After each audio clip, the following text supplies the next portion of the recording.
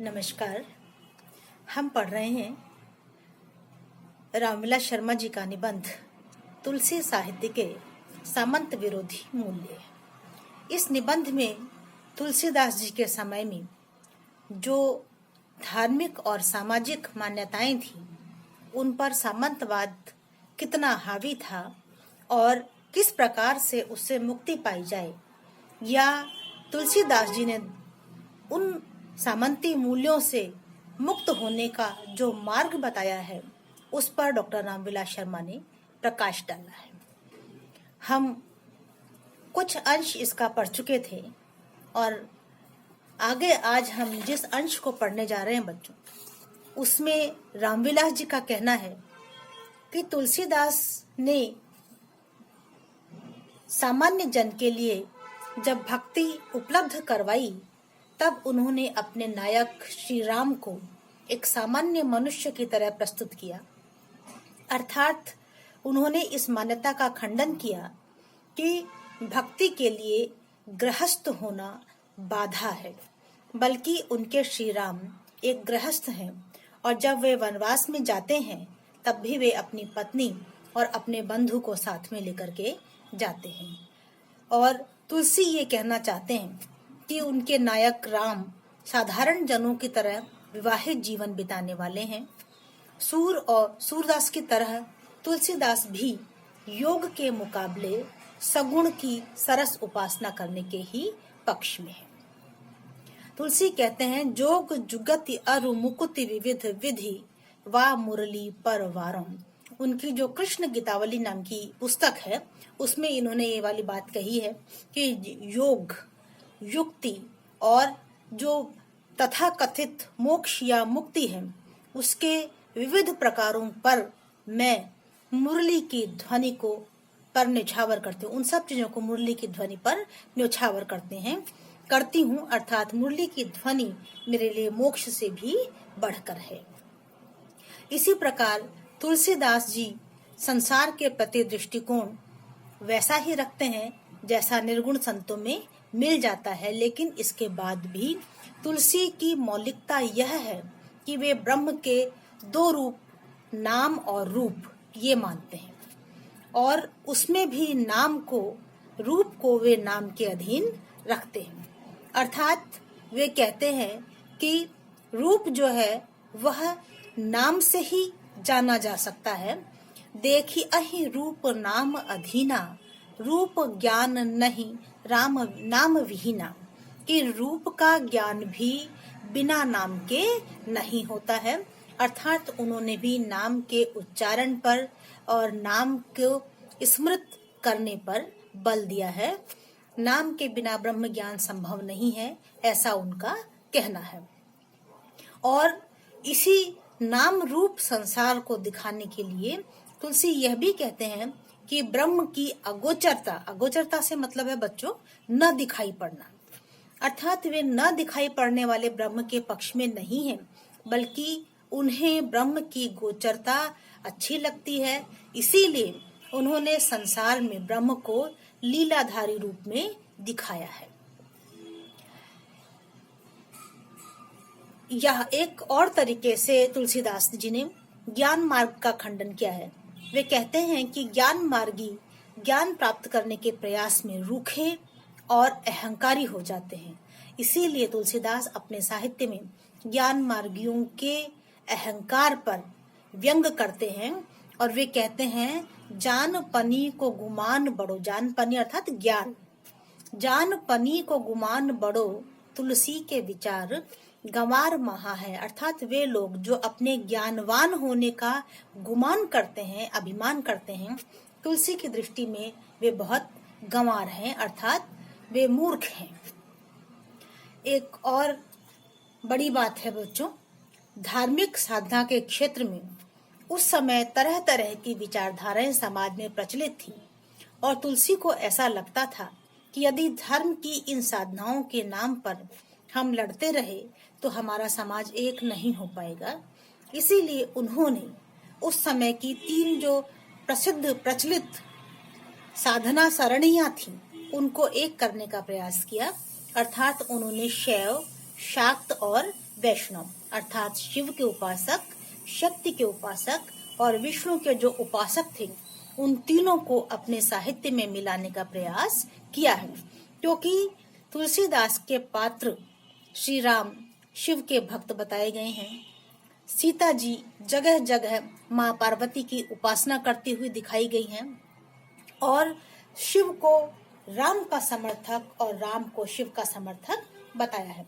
तो इस प्रकार से तुलसीदास जो है वे अपने काव्य में बांटने वाली विचारधाराओं का विरोध करते हैं और समाज एक हो सके ऐसा प्रयास करते हुए दिखाई देते हैं। आगे तुलसीदास जी जो है बच्चों, उनके काव्य में सर्वाधिक महत्वपूर्ण है उनका मानवतावादी दृष्टिकोण। आप जानते हैं राम एक राजकुल में उत्पन्न हुए हैं, उसके बाद भी राम जब वन मार्ग में हैं तब भी, जब वे वन मार्ग से लौटकर अयोध्या आ जाते हैं तब भी उनकी सबसे बड़ी चिंता मनुष्य को उसका स्वाभिमान दिलाने की है, उसका सम्मान करने की है, उससे प्रेम करने की है।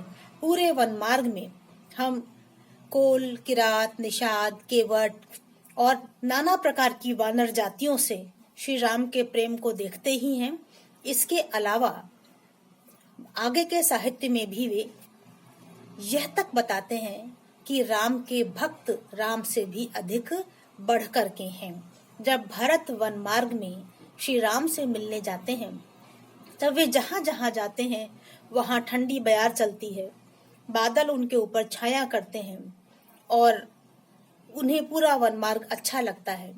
इसीलिए तुलसी कहते हैं, मोरे मन प्रभु अस विश्वासा, राम ते अधिक राम कर दासा, कि मेरे मन में ऐसा विश्वास है कि राम से भी अधिक राम के भक्त महत्वपूर्ण हैं, बड़े हैं।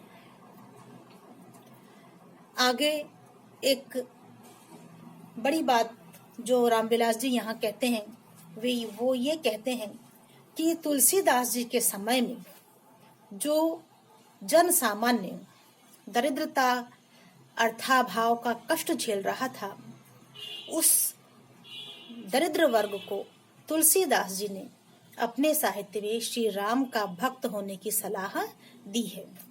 और वे कहते हैं, नहीं दरिद्र सम दुख जग माही, कि इस संसार में दरिद्रता से बड़ा कोई दुख नहीं है। साथ ही वे ये भी कहते हैं, आगी बड़वागी ते बड़ी है आगी पेट की, कि बड़वागनी से भी पेट की आग ज्यादा बड़ी है, क्योंकि भूखा इंसान किसी भी प्रकार से कोई काम करने या भक्ति करने के लायक नहीं होता है। और फिर वे कहते हैं कि श्री राम दरिद्रता रूपी रावण को समाप्त करने वाले कृपालु हैं, और जिन डोलहि लोलुप कुकर ज्यों, तुलसी भज को सल राजहि रे, कि वे लोग जो अर्थाभाव में दारिद्र्य में लपलपाते हुए घूमते हैं, उन्हें कौशल राज श्री राम की भक्ति करनी चाहिए। राम की एक अगली विशेषता है बच्चों कि वे भारतीय जनता के नैतिक गुणों का प्रतिनिधित्व करते हैं। वे त्यागवान हैं, निस्वार्थ हैं और दलित जनता के प्रेमी हैं। एक सामान्य मानव की तरह से वे अपने पिता के भक्त हैं, श्रेष्ठ भ्राता हैं, श्रेष्ठ पुत्र हैं और श्रेष्ठ पति भी हैं। इन सब के साथ साथ वे उन सब की रक्षा करते हैं जिनमें अच्छे गुण होते हैं, और उन सब को नष्ट करने के लिए तैयार रहते हैं जो दुर्गुण से युक्त हैं और मानवता के दोषी हैं। वे न्याय का पक्ष लेने वाले हैं और वे अत्यधिक सहनशील बताए गए हैं, लेकिन वे सहनशीलता की पराकाष्ठा को नष्ट नहीं होने देते हैं। जब वे सहनशील होकर के अपनी बात कहते हैं लेकिन वह न मानी जाए तो शस्त्र उठाने में उन्हें बिल्कुल भी रोष नहीं, दुख नहीं होता है। और वे इस प्रकार से तुलसी साहित्य में धैर्यवान के साथ साथ शूरवीर भी बताए गए हैं, पराक्रमी भी बताए गए हैं। सामान्यतया जिसके पास साहस है, पराक्रम है, उसमें धैर्य की कमी होती है, लेकिन श्री राम में शूरवीर और पराक्रमवान होने के बाद भी, पराक्रमी होने के बाद भी धैर्य का अभाव नहीं है। लेकिन जब धैर्य तोड़ने का समय आता है तब वे कहते हैं, विनय न मानत जलधि जड़, गए 3 दिन बीती, बोले राम सकोप तब, भय बिनु होए न प्रीति। अर्थात जब समुद्र से उन्होंने मार्ग देने के लिए 3 दिन तक प्रार्थना की और समुद्र ने नहीं सुना, तब उन्होंने अपना बाण संधान किया और यह कहा कि बिना भय के किसी में प्रेम उत्पन्न नहीं होता है, लगता है मुझे इस समुद्र का अवशोषण करना ही पड़ेगा। और तब इस प्रकार से उन्होंने अपने विकराल बाण को उठाया, जिससे समुद्र एक ही बाण में सूख सकता था, लेकिन उससे पहले ही समुद्र करबद्ध श्री राम के समक्ष खड़ा हो गया। तो इस प्रकार से बच्चों, तुलसीदास ने राम को धैर्यवान और पराक्रमी बताया है। और अभी तक आज के इस वीडियो में आपने जो पढ़ा, उसमें श्री राम को साधारण विवाहित व्यक्ति की तरह से साधना करता हुआ बताया है।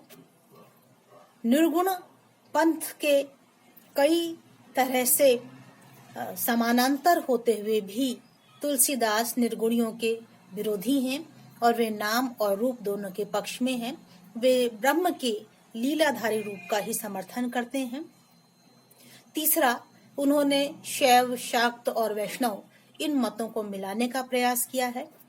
चौथा, आज हमने जो बिंदु पढ़ा उसमें हमने पढ़ा कि श्री राम जो हैं वे मानवतावादी हैं।